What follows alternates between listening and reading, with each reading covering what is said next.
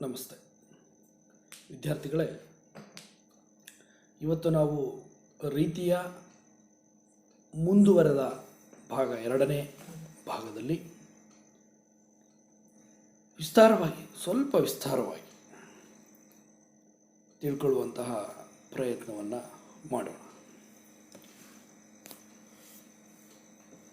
ರೀತಿ ಸಿದ್ಧಾಂತಕ್ಕೆ ಬಂದಾಗ ನಾವು ಕಾವ್ಯದ ಗುಣಗಳನ್ನು ನೋಡ್ತೇವೆ. ಬಹಳ ಮುಖ್ಯ ಕಾವ್ಯದ ಗುಣಗಳು ರೀತಿ ಸಿದ್ಧಾಂತದಲ್ಲಿ. ಯಾಕೆ ಅಂದರೆ ವಾಮನ ವಿಶಿಷ್ಟ ಪದರಚನಾ ರೀತಿ ಅಂತ ಹೇಳಿದ್ದಾನೆ. ವಿಶಿಷ್ಟವಾದ ಪದರಚನೆ ಮಾಡೋದನ್ನು ರೀತಿ ಅಂತ ಅವನು ಹೇಳಿದ್ದಾನೆ. ಆ ವಿಶಿಷ್ಟ ಪದರಚನೆಯನ್ನು ಮಾಡೋದಕ್ಕೆ ಗುಣಗಳು ಬಹಳ ಮುಖ್ಯ. ಗುಣಗಳಿಂದ ಆ ಪದಗಳ ರಚನೆ ಸಾಧ್ಯ ಅಂಥೇಳಿ ಅವನು 10 ಅರ್ಥಗುಣಗಳನ್ನು 10 ಶಬ್ದಗುಣಗಳನ್ನು ಹೇಳಿದ್ದಾನೆ. ಹಾಗಾದರೆ ಕಾವ್ಯದ ಗುಣಗಳನ್ನು ಯಾರ್ಯಾರು ಹೇಳಿದ್ದಾರೆ ಅಂಥೇಳಿ ನಾವು ಅದರ ಇತಿಹಾಸವನ್ನು ನೋಡ್ತಾ ಹೋದಾಗ, ಮೊದಲು ಕಾವ್ಯದ ಗುಣಗಳನ್ನು ಹೇಳಿದಂಥವನು ನಮಗೆ ಭಾಮಹ ಕಾವ್ಯ ಅಲಂಕಾರದಲ್ಲಿ ಹೇಳ್ತಾನೆ. 3 ಗುಣಗಳನ್ನು ಭಾಮಹ ಹೇಳಿದ್ದಾನೆ. ಒಂದು ಪ್ರಸಾದ, ಮತ್ತೊಂದು ಓಜಸ್ಸು, ಮತ್ತೊಂದು ಮಾಧುರ್ಯ ಅಂಥೇಳಿ. ನೀವು ಹೇಗೆ ನೆನ್ಪಿಟ್ಕೊಳ್ಳೋದು? ಮಾಧುರ್ಯ, ಓಜಸ್ಸು, ಪ್ರಸಾದ ಅಂತ ನೆನ್ಪಿಟ್ಕೊಳ್ತೀರಾ? ನೆನ್ಪಿಟ್ಕೊಳ್ಳಿ. ಯಾಕೆ? ಏಕೆಂದರೆ ಸ್ಪರ್ಧಾತ್ಮಕ ಪರೀಕ್ಷೆಗಳಿಗೆ ಕೇಳ್ತಾನೆ. ಭಾಮಹ ಈ ಕೆಳಗಿನ ಒಂದು ಗುಣವನ್ನು ಹೇಳಿಲ್ಲ ಅಂಥೇಳಿ ಮಾಧುರ್ಯ, ಓಜಸ್ಸು, ಪ್ರಸಾದವನ್ನು ಕೊಟ್ಟು ಕಾಂತಿಯನ್ನು ಕೊಡಬಹುದು, ಶ್ಲೇಷವನ್ನು ಕೊಡಬಹುದು, ಶ್ಲೇಷವನ್ನು, ಅರ್ಥವೃತ್ತಿಯನ್ನು ಕೊಡಬಹುದು.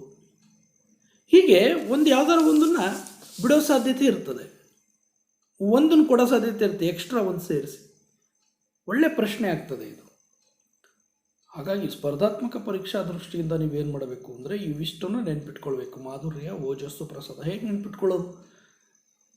10 ಗುಣಗಳನ್ನು ನೆನ್ಪಿಟ್ಕೊಳ್ಳೋದು ಹೇಗೆ? ಅಥವಾ ಈ 3 ಗುಣಗಳನ್ನು ಹೇಗೆ ನೆನ್ಪಿಟ್ಕೊಳ್ಳೋದು? ಇದನ್ನು ಭಾಮಹ ಹೇಳಿದ್ದು. ಮಾಪ್, MOP, ಮಾಪ್ ಅಂತ ಇಟ್ಕೊಳ್ಳಿ.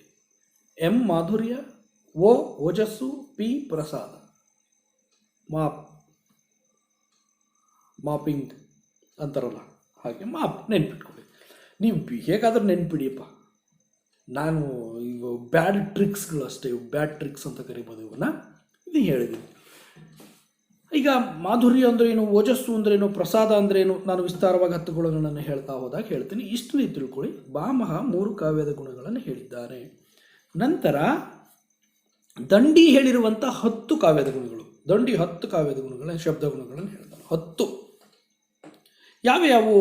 ಮಾಧುರ್ಯ, ಅರ್ಥವ್ಯಕ್ತಿ, ಅಲ್ಲಿ ಪ್ರಸಾದ ಅಂತ ಅದು 9ನೇದಲ್ಲೇ ಸೇರಿಕೊಂಡಿದೆ, ಕ್ಷಮಿಸಿ. ಅರ್ಥವ್ಯಕ್ತಿ, ಸಮತೆ, ಶ್ಲೇಷ, ಸುಕುಮಾರತೆ, ಕಾಂತಿ, ಸಮಾಧಿ, ಓಜಸ್ಸು, ಪ್ರಸಾದ, ಉದಾರತ್ವ. ಇವು 10 ಕಾವ್ಯದ ಶಬ್ದದ ಗುಣಗಳು ಅಂಥೇಳಿ ದಂಡಿ ಹೇಳಿದ್ದಾನೆ. ಈ ಗುಣಗಳನ್ನು ಹೇಗೆ ನೆನ್ಪಿಟ್ಕೊಳ್ಳೋದು? ನೀವು ಹೇಗೆ ನೆನ್ಪಿಡ್ತೀರಿ? ನಾನು ಹೇಳಿದ್ನಲ್ಲ ಆವಾಗಲೇ, ಬ್ಯಾಡ್ ಟ್ರಿಕ್ಸ್. ಇದಕ್ಕೂ ಒಂದು ಬ್ಯಾಡ್ ಟ್ರಿಕ್ಸನ್ನು ಹೇಳ್ಕೊಡ್ಬಲ್ಲೆ. ಮಾಧುರ್ಯ, ಅರ್ಥವ್ಯಕ್ತಿ, ಸಮತೆ, ಶ್ಲೇಷ, ಸುಕುಮಾರತೆ, ಕಾಂತಿ, ಸಮಾಧಿ, ಓಜಸ್ಸು, ಪ್ರಸಾದ, ಉದಾರತ್ವ.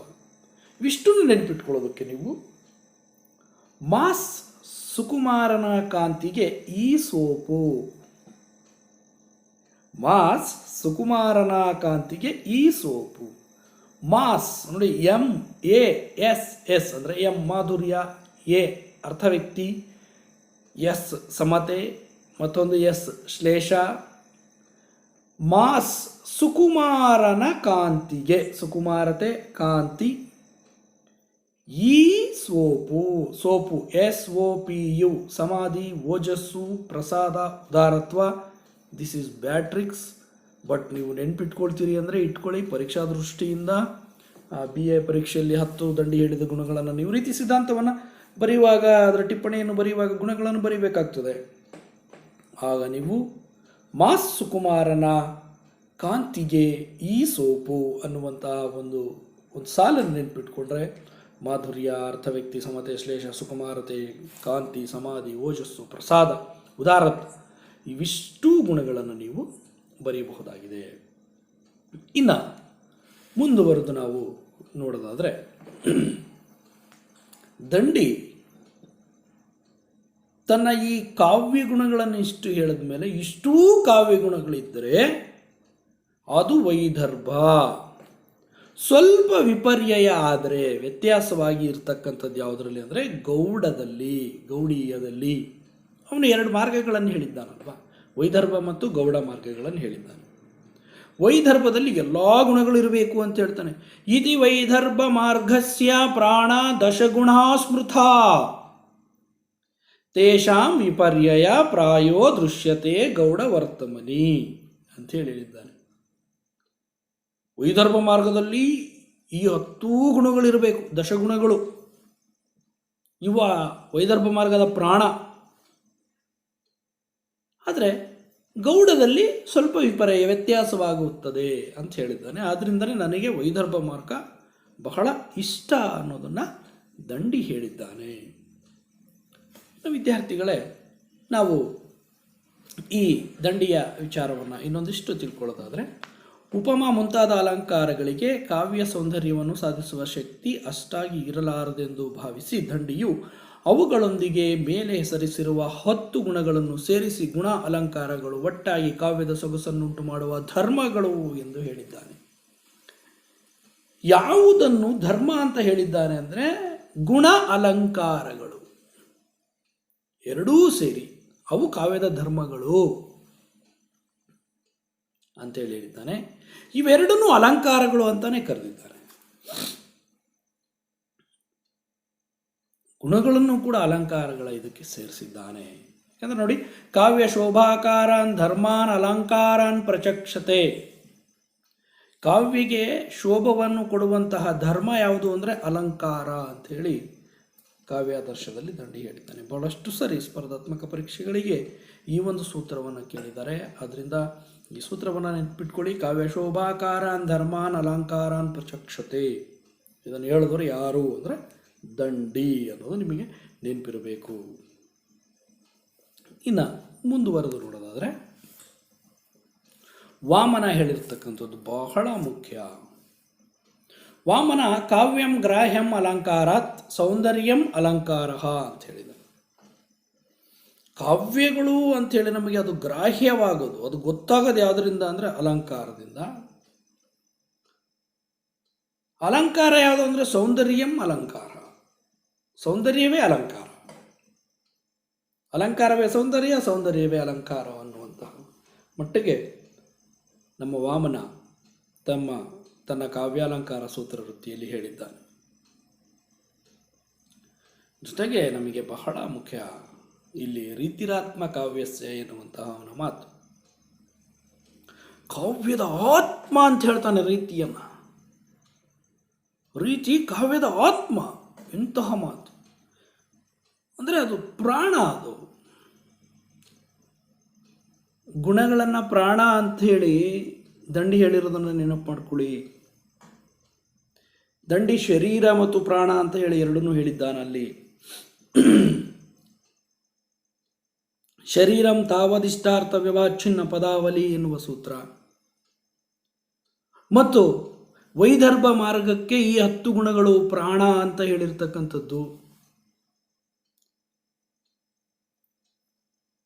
ವಾಮನನ ಮೇಲೆ ಹೆಚ್ಚು ಪ್ರಭಾವನ ಬೀರಿರ್ತಕ್ಕಂಥದ್ದು ಯಾರು ಅಂದರೆ ದಂಡಿ. ಕಾವ್ಯಾದರ್ಶವನ್ನು ಬರೆದಿರುವ ದಂಡಿಯ ಪ್ರಭಾವ ವಾಮನನ ಮೇಲೆ ಹೆಚ್ಚಾಗಿ ಆಗಿದೆ. ವಾಮಹನ ಪ್ರಭಾವವಲ್ಲ, ದಂಡಿಯ ಪ್ರಭಾವ ವಾಮನನ ಕಾವ್ಯಾಲಂಕಾರ ಸೂತ್ರ ವೃತ್ತಿಯ ಮೇಲೆ ಹೆಚ್ಚು ಪ್ರಭಾವವನ್ನು ಬೀರಿದೆ. ದಂಡಿ ಹೇಳಿರುವ 10 ಕಾವ್ಯಗುಣಗಳನ್ನೇ ಇವನೂ ಹೇಳ್ತಾನೆ. ಆದರೆ ಅವನು ಶಬ್ದ ಗುಣಗಳನ್ನು ಮಾತ್ರ ಹೇಳಿದ್ದಾನೆ, ಇವನು ಅದಕ್ಕೆ ಅರ್ಥ ಗುಣಗಳು ಅಂತ ಹೇಳಿ ಸೇರಿಸಿದ್ದಾನೆ. ಅವೇ 10 ಗುಣಗಳು. ಅದರಿಂದ ನಾನು ಹೇಳಿದ್ದು ಹೆಚ್ಚು ಪ್ರಭಾವ ವಾಮನನಿಗೆ ದಂಡಿಯ ಪ್ರಭಾವ ಇದೆ.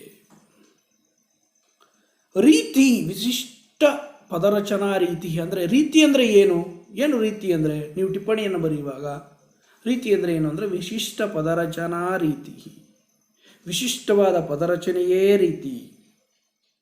ಇಲ್ಲಿ ವಿಶಿಷ್ಟವಾದ ಪದರಚನೆ ಅಂದರೆ ಗುಣಗಳಿಂದ ಕೂಡಿದ ಪದರಚನೆ ಅಂತ. ಈ 10 ಗುಣಗಳನ್ನು ಇವನು ಹೇಳ್ತಾನಲ್ವಾ, ಇವನು ಕೂಡ 10 ಗುಣಗಳನ್ನು ಹೇಳ್ತಾನೆ. ಆ ಗುಣಗಳನ್ನು ನಾನು ಮುಂದೆ ಹೇಳ್ತೀನಿ, ಅರ್ಥಗುಣಗಳು ಮತ್ತು ಶಬ್ದಗುಣಗಳು ಅಂತೇಳಿ ಅವನು ಭಾಗ ಮಾಡಿ. ಆ 10 ಗುಣಗಳು ಇರಬೇಕು ಆ ರೀತಿಯಲ್ಲಿ, ಅದು ರೀತಿ ಅಂಥೇಳಿ ಇವನು ಹೇಳ್ತಾನೆ. ಹಾಗಾದರೆ ವಿದ್ಯಾರ್ಥಿಗಳೇ, ಇನ್ನು ಆ 10 ಗುಣಗಳು ಯಾವ್ಯಾವು ಅನ್ನೋದನ್ನು ನಾನು ನಿಮಗೆ ಹೇಳ್ತಾ ಹೋಗ್ತೇನೆ. ಒಂದೊಂದಾಗಿ ತಿಳ್ಕೊಳ್ಳುವಂಥ ಪ್ರಯತ್ನವನ್ನು ಮಾಡೋಣ. ಶ್ಲೇಷೆ ಅಥವಾ ಶ್ಲೇಷ, ಶ್ಲೇಷ ಅಲಂಕಾರಕ್ಕೆ ಹೋಗ್ಬಿಡ್ತೀವಿ. ಇಲ್ಲಿ ಗುಣಗಳಿಗೆ ಬಂದಾಗ ಶ್ಲೇಷ ಅರ್ಥಾಂಶ ಏನು ಅಂದರೆ ಆಪಾತತಃ ಹೊಂದಾಣಿಕೆ ಇಲ್ಲದ ಅನೇಕ ಅಂಶಗಳಲ್ಲಿಯೂ ಹೊಸದೊಂದು ಯೋಜನೆ ಏನಾದರೂ ಇದೆಯೇ, ಹೊಸತನ ಏನಾದರೂ ಇದೆಯಾ, ಅಲ್ಲಿ ಹೊಂದಾಣಿಕೆ ಇಲ್ಲದಂತಹ ಅನೇಕ ಅಂಶಗಳಲ್ಲಿಯೂ ಏನಾದರೂ ಒಂದು ಹೊಸದಿದೆಯಾ ಅನ್ನೋದನ್ನು ಶ್ಲೇಷ ಹೇಳುತ್ತೆ. ನೀವು ಶ್ಲೇಷಾಲಂಕಾರವನ್ನು ನೆನಪು ಮಾಡ್ಕೊಳ್ಬೋದು. ಅಲ್ಲಿ ನಾವು ಒಂದೊಂದೇ ಪದಗಳಿದ್ರೂ ಅವು ಸೇಮ್ ಪದಗಳು, ಅದೇ ರೀತಿಯ ಪದಗಳು ಬೇರೆ ಬೇರೆ ಅರ್ಥವನ್ನು ಕೊಡ್ತಾ ಹೋಗ್ತಾ ಇರ್ತವೆ. ಅಂದರೆ ಹೊಸದೇನಾದರೂ ಇದೆಯಾ ಇಲ್ಲಿ, ಅನೇಕ ಅಂಶಗಳಲ್ಲಿ ಹೊಸದೇನೋ ಒಂದು ಸೇರಿಕೊಂಡಿರಬೇಕು, ಅದು ಶ್ಲೇಷ ಹೇಳುತ್ತೆ. ಅನೇಕ ಪದಗಳಿದ್ದರೂ ಒಂದೇ ಪದದಂತೆ ಕಾಣುವ ಗುಣವಿದೆಯೇ, ಅನೇಕ ಪದಗಳಿರ್ತವೆ, ಅದು ಒಂದೇ ಅನ್ನೋ ರೀತಿಯಲ್ಲಿ ಕಾಣಬೇಕು. ಆ ಥರದ ಗುಣ ಇದೆಯಾ? ನಾನು ಮುಂದೆ ನಿಮಗೆ ಇವಕ್ಕೆ ಉದಾಹರಣೆಗಳನ್ನು, ಒಂದೆರಡು ಉದಾಹರಣೆಗಳನ್ನು ಹೇಳ್ತೀನಿ, ನಿಮಗೆ ಗೊತ್ತಾಗ್ತದೆ. ಬೇರೆ ಬೇರೆ ಪದಗಳಿದ್ದರೂ ಈಗ ಈನ, ಭಾಸ್ಕರ, ರವಿ, ಸೂರ್ಯ ಅನೇಕ ಪದಗಳು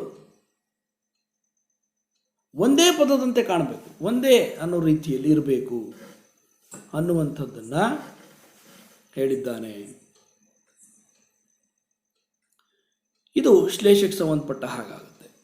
ಅನೇಕ ಪದಗಳಿದ್ದರೂ ಒಂದೇ ಪದದಂತೆ ಕಾಣುವ ಗುಣವಿದೆಯೇ ಅನ್ನೋದನ್ನು ನೋಡ್ತೇವೆ.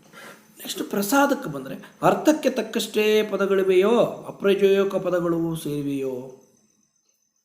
ಅರ್ಥಕ್ಕೆ ತಕ್ಕಷ್ಟೇ ಪದಗಳಿರಬೇಕು, ಅಪ್ರಯೋಜಕ ಪದಗಳು ಸೇರಬಾರದು ಅನ್ನುವಂಥದ್ದು. ಅಲ್ಲಿ ಪ್ರಶ್ನಾರ್ಥಕ ಚಿಹ್ನೆ ಇಟ್ಟಿರೋದನ್ನು ಅರ್ಥ ಮಾಡ್ಕೊಳ್ಬೇಕು ನೀವು. ಮುಂದೆ ಶಬ್ದಾಂಶದಲ್ಲಿ ನೋಡಿದರೆ ಪದವಿನ್ಯಾಸ ಬೇಕಾದಡೆ ಸಡಿಲವಾಗಿಯೂ ಇದೆಯೇ. ಪದವಿನ್ಯಾಸ ಬೇಕಾದಡೆ ಸಡಿಲವಾಗೂ ಇರಬೇಕು ಅನ್ನುವಂಥದ್ದು. ಈಗ ಓಜಸ್ಸಿನಲ್ಲಿ ಬಂದಾಗ ಪ್ರೌಢವಾಗಿರ್ತದೆ, ಇಲ್ಲಿ ಸಡಿಲವಾಗಿಯೂ ಕೂಡ ಇರಬೇಕು, ಅದು ಪ್ರಸಾದಗುಣ. ಬೇಕಾದೆಡೆ ಬರೀ ಸಮಾಸಗಳು, ಗಂಟು ಗಂಟು ಗಂಟು ಪದಗಳು ಇರತಕ್ಕಂಥದ್ದಲ್ಲ. ಪ್ರಸಾದ ಅಂದರೆ ಅಲ್ಲಿ ಸುಲಭವಾದಂತಹ ಸಡಿಲವಾದಂತಹ ಪದಗಳು ಕೂಡ ಇರಬೇಕು ಅನ್ನೋದನ್ನು ಈ ಪ್ರಸಾದ ಗುಣ ಹೇಳ್ತದೆ.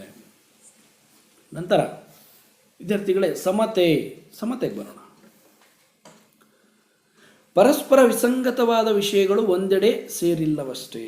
ವಿಸಂಗತವಾದ ವಿಷಯಗಳು ಒಂದೆಡೆ ಸೇರಿಲ್ವಲ್ಲ, ಸೇರಬಾರದು ಅಂತ. ವಿಸಂಗತವಾದಂಥದ್ದು ಒಂದು ಕಡೆ ಸೇರಿದ್ರೆ ಅದು ಸಮತೆ ಆಗೋದಿಲ್ಲ. ಕರ್ತರಿ, ಕರ್ಮಣಿ ಮುಂತಾದ ಪ್ರಯೋಗಗಳಲ್ಲಿ ಒಂದೇ ಕ್ರಮ ತಪ್ಪದೇ ಇರುವುದೇ. ಒಂದ್ಸರಿ ಕರ್ತರಿ ಬಳಸೋದು, ಒಂದ್ಸರಿ ಕರ್ಮಣಿ ಬಳಸೋದು, ಹಂಗಲ್ಲ. ಕರ್ತರಿ ಕರ್ತರಿ ಕರ್ತರಿ, ಕರ್ಮಣಿ ಕರ್ಮಣಿ, ಈ ಥರದ ಪ್ರಯೋಗಗಳು ಇರಬೇಕು. 4ನೇದು ಮಾಧುರ್ಯ. ಹೇಳುವ ಭಂಗಿಯಲ್ಲಿ ವೈಚಿತ್ರ್ಯವೇನಾದರೂ ಇದೆಯೇ, ಅಥವಾ ಸರ್ವಸಾಮಾನ್ಯವಾದ ವಾರ್ತಾಲಾಪದಂತಿದೆಯೇ ನೋಡಿ. ಅದಕ್ಕೆ ಈಗ ನಮಗೆ ವಾರ್ತಾಲಾಪ ಅಂದ ತಕ್ಷಣ ಪಾಮಹ ನೆನಪಾಗಬೇಕು. ಅವನು ವಕ್ರೋಕ್ತಿ ಇದ್ರೇ ಅದು ಕಾವ್ಯ, ಇಲ್ಲ ಅಂದರೆ ಅದು ವಾರ್ತೆ ಅಂತ ಹೇಳ್ತಾನೆ. ಅದರಿಂದ ನಾವು ಮಾಧುರ್ಯ ಗುಣವನ್ನು ಹೇಳಿರೋದನ್ನು ನೆನಪು ಮಾಡ್ಕೊಳ್ಳಿ. ಅಲ್ಲಿ ಉಕ್ತಿ ವೈಚಿತ್ರ್ಯವಿರಬೇಕು, ಹೇಳುವ ಭಂಗಿಯಲ್ಲಿ ಏನಾದರೂ ವಿಶೇಷತೆ ಇರಬೇಕು ಅನ್ನುವಂಥದ್ದು. ನಂತರ ಪದಗಳು ಉದ್ದುದ್ದ ಸಮಾಸವಿಲ್ಲದೆ ಒಡೆದು ತೋರುವಂತಿವೆಯೇ. ಪದಗಳು ಉದ್ದುದ್ದ ಸಮಾಸದಂತಿರಬಾರ್ದು, ಒಡೆದು ತೋರಿಸೋ ರೀತಿಯಲ್ಲಿ ಇರಬೇಕು ಅನ್ನುವಂಥದ್ದು.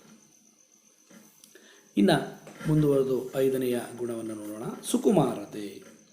ಅಷ್ಟು ಹಿತವಲ್ಲದನ್ನು ಕೂಡ ಒಳ್ಳೆಯದಾಗಿ ಕಾಣುವಂತೆ ಹೇಳುವ ಕೌಶಲವಿದೆಯೇ. ಹಿತವಲ್ಲದೇ ಇರೋದನ್ನು ಕೂಡ ಚೆನ್ನಾಗಿ ಹೇಳುವಂಥ ಕೌಶಲ. ಚೆನ್ನಾಗಿ ಹೇಳದೇ ಇರೋ ಕೌಶಲಗಳು ಇದ್ದಾವೆ. ಈಗ ಉದಾಹರಣೆಗೆ ಯಾರೋ ಒಬ್ಬ ತೀರ್ಕೊಂಡಿದ್ದಾನೆ,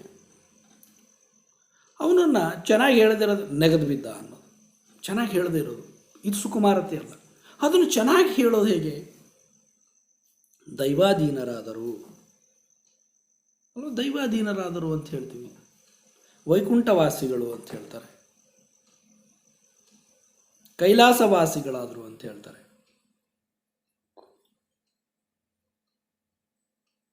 ಇನ್ನು ಬಹಳಷ್ಟು ರೀತಿಯಲ್ಲಿ ನಾವು ಅದನ್ನು ಹೇಳ್ಬೋದು. ಅದು ಹಿತಕರವಾಗಿಲ್ಲದ ವಿಷಯವನ್ನು ಒಳ್ಳೆಯದಾಗಿ ಕಾಣುವಂತೆ ಹೇಳ್ತಕ್ಕಂಥದ್ದು.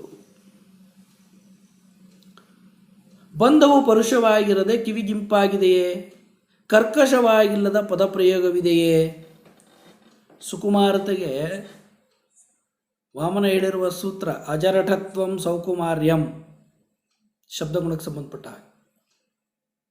ಕರ್ಕಶವಾಗಿರಬಾರದು,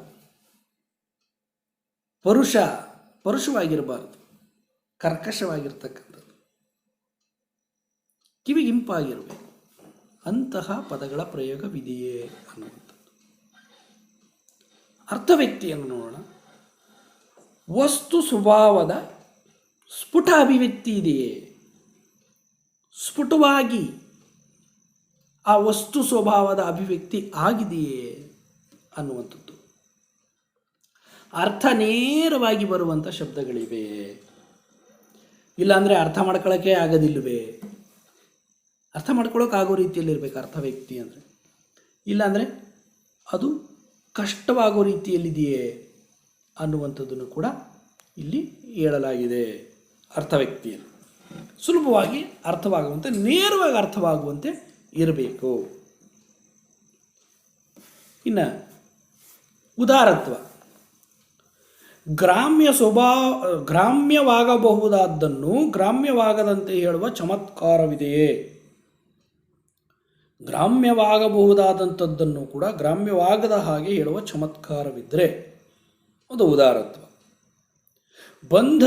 ಬಂಧದಲ್ಲಿ ವಿಕಟತ್ವ ಎಂದರೆ ಕುಡಿಯುತ್ತಿರುವಂತಹ ಪದಗಳ ಪ್ರಯೋಗ, ಪದಗಳ ಅಕ್ಷರಗಳ ಸಂಖ್ಯೆಯಲ್ಲಿ ಒಂದು ಸಮತೂಕವಿದೆಯೇ. ಕುಡಿಯುತ್ತಿರುವಂತಹ ಪದಗಳ ಪ್ರಯೋಗ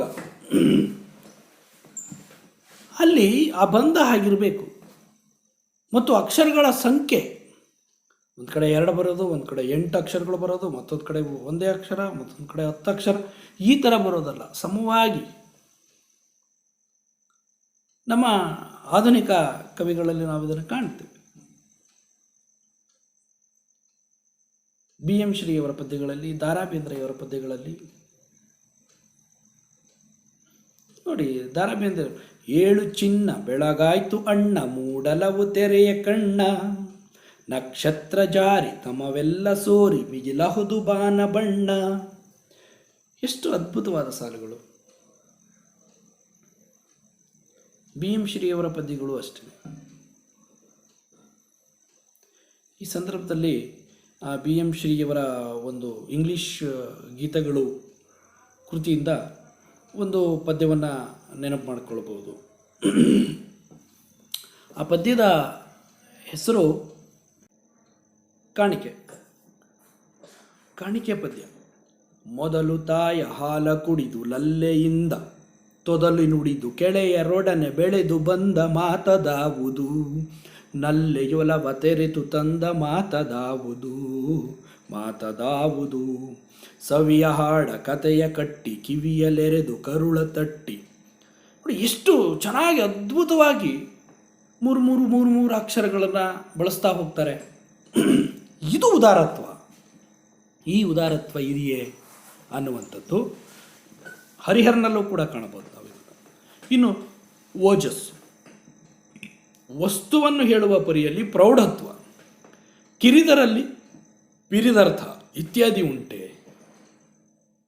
ನೋಡಿ, ಈ ಓಜಸ್ಸು, ಮಾಧುರ್ಯ, ಇವೆಲ್ಲವೂ ಕೂಡ ವಕ್ರೋಕ್ತಿಯಲ್ಲಿ ಬರುವಂಥವು. ನಾನು ಆಗಲೇ ಹೇಳಿದ್ದೆ,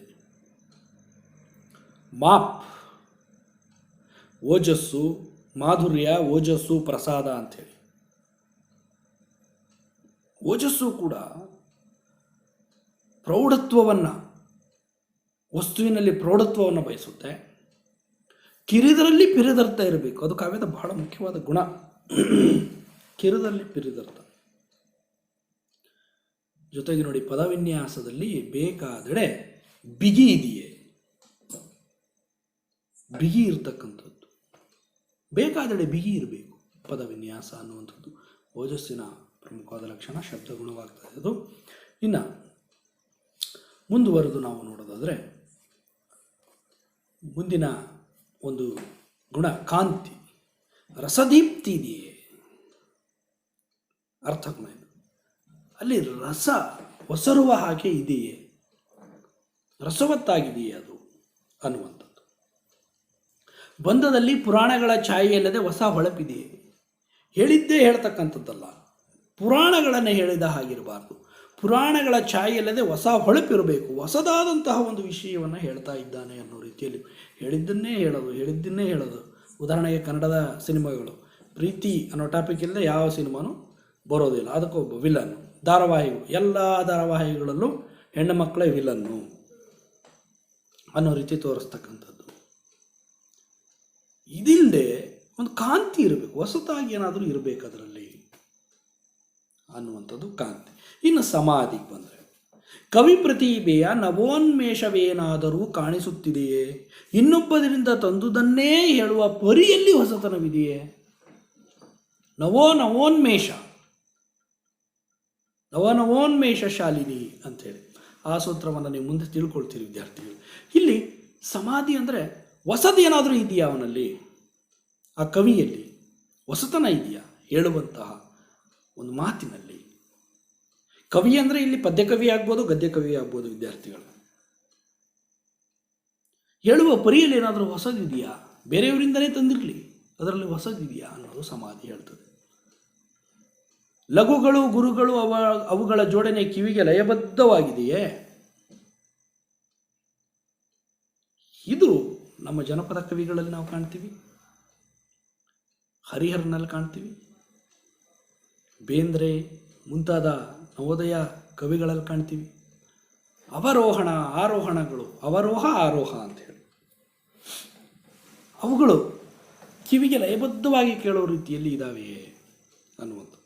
ಈ 10 ಗುಣಗಳನ್ನು ನಾವು ನೋಡಿದಾಗ ನಮಗೇನು ಅನಿಸುತ್ತೆ ಅಂದರೆ, ಒಂದು ಜನಪದರನ್ನು ಕಡೆಗಣಿಸಿ ಹೇಳಿರ್ತಕ್ಕಂಥ ಗುಣಗಳಿವು ಅಂತ ಅನಿಸುತ್ತೆ.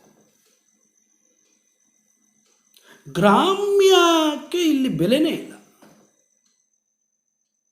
ಆದರೆ ದೇವನೂರು ಮಹಾದೇವರವರ ಕುಸುಮಬಾಲೆ ಮತ್ತು ಒಡಲಾಳ ಇವುಗಳನ್ನು ನೋಡಿ ಜೀವವೇ ಗ್ರಾಮ್ಯ, ಇವುಗಳ ಜೀವವೇ ಗ್ರಾಮ್ಯ. ಎಂಥ ಅದ್ಭುತವಾದ ಕೃತಿಗಳು. ಇನ್ನು ವಿದ್ಯಾರ್ಥಿಗಳೇ, ಈಗ ನಾವು 10 ಗುಣಗಳನ್ನು ನೋಡಿದ್ವಿ. 10 ಅರ್ಥಗುಣಗಳು, 10 ಶಬ್ದಗುಣಗಳು ಅಂಥೇಳಿ ವಾಮನ ಹೇಳಿರ್ತಕ್ಕಂಥದ್ದು. ಇವುಗಳನ್ನು ನೆನ್ಪಿಟ್ಕೊಳ್ಳಿ. ರೀತಿಯ ಬಗ್ಗೆ ಟಿಪ್ಪಣಿಯನ್ನು ಬರೆಯುವಾಗ ರೀತಿ ಬಗ್ಗೆ ನೀವು ಏನೇ ಪ್ರಶ್ನೆಗೆ ಉತ್ತರವನ್ನು ಬರಿತಾ ಇದ್ದೀರಿ ಅಂದಾಗ ಈ ಗುಣಗಳನ್ನೆಲ್ಲ ಹೇಳಬೇಕಾಗುತ್ತೆ. ಯಾಕಂದರೆ ಈ ಎಲ್ಲ ಗುಣಗಳು ಇರೋದನ್ನೇ ರೀತಿ ಅಂತ ಹೇಳಿ ಕರಿತಿರೋದು. ವಿಶಿಷ್ಟ ಪದರಚನಾ ರೀತಿ ಅಂಥೇಳಿ ಹೇಳಿದ್ದಾನೆ ಅವನು. ರೀತಿರಾತ್ಮ ಕಾವ್ಯಸ್ಯ ಅಂತ ಹೇಳಿದ್ದಾನೆ. ಇದನ್ನೆಲ್ಲ ನೆನ್ಪಿಟ್ಕೊಳ್ಳಿ. ಇದಕ್ಕೆ ಆಕಾರ ಗ್ರಂಥಗಳು ಅಂದರೆ ಕಾವ್ಯಾಲಂಕಾರ ಸೂತ್ರವೃತ್ತಿ ಡಾಕ್ಟರ್ ಕೆ ಕೃಷ್ಣಮೂರ್ತಿಯವರು ಕನ್ನಡಕ್ಕೆ ಅನುವಾದ ಮಾಡಿಕೊಟ್ಟಿದ್ದಾರೆ. ಆ ಸಂಸ್ಕೃತ ಶ್ಲೋಕಗಳನ್ನೆಲ್ಲವನ್ನು ಕೂಡ ಅವುಗಳನ್ನು ನೀವು ಅಭ್ಯಾಸ ಮಾಡಿದ್ರೆ ನಿಮ್ಮ ಜ್ಞಾನ ವೃದ್ಧಿಯಾಗ್ತದೆ. ಇನ್ನು ಭಾರತೀಯ ಕಾವ್ಯಮೀಮಾಂಸೆ ತೀನಂ ಶ್ರೀಯವರ ಕೃತಿ, ತೌಲನಿಕ ಕಾವ್ಯಮೀಮಾಂಸೆ ಡಾಕ್ಟರ್ ಎಚ್ ತಿಪ್ಪೇರುದ್ರಸ್ವಾಮಿಯವರ ಕೃತಿ, ತುಮಕೂರು ವಿಶ್ವವಿದ್ಯಾನಿಲಯ ಐಚ್ಛಿಕ ಕನ್ನಡ 3ನೇ ಸೆಮಿಸ್ಟರ್ನ ಪುಸ್ತಕ, ಹಾಗೆ ಎಲ್ಲ ವಿಶ್ವವಿದ್ಯಾನಿಲಯದ ಪುಸ್ತಕಗಳನ್ನು ನೋಡಿ ಒಂದೊಂದು ವಿಶ್ವವಿದ್ಯಾನಿಲಯದಲ್ಲೂ ವಿದ್ವಾಂಸರು ಬರೆದಿರ್ತಕ್ಕಂಥದ್ದು ಇರ್ತದೆ. ಅವರ ಆ ಪುಸ್ತಕಗಳಿಂದ ನಿಮ್ಮ ಜ್ಞಾನ ವೃದ್ಧಿಯಾಗ್ತದೆ. ಹೆಚ್ಚು ಹೆಚ್ಚು ಜ್ಞಾನವನ್ನು ಪಡ್ಕೊಳ್ಳಿ, ಸಮಯವನ್ನು ಸದುಪಯೋಗಪಡಿಸ್ಕೊಳ್ಳಿ ಅಂತ ಹೇಳ್ತಾ ನನ್ನ ತರಗತಿಯನ್ನು ಮುಕ್ತಾಯ ಮಾಡ್ತಾ ಇದ್ದೇನೆ. ವಿದ್ಯಾರ್ಥಿಗಳೇ, ನಿಮ್ಮ ಗೆಳೆಯರಿಗೂ ಕೂಡ ಕಳಿಸಿ. ಇದನ್ನು ಚಾನಲನ್ನು ಸಬ್ಸ್ಕ್ರೈಬ್ ಆದರೆ ನೀವು ಮುಂದಿನ ವಿಡಿಯೋಗಳನ್ನು ನಾನು ಮಾಡಿ ಹಾಕಿದ ತಕ್ಷಣ ನಿಮಗೆ ಬರುತ್ತೆ, ಅದನ್ನು ನೋಡ್ಬೋದು ಅಂತ ಹೇಳ್ತಾ ಧನ್ಯವಾದ.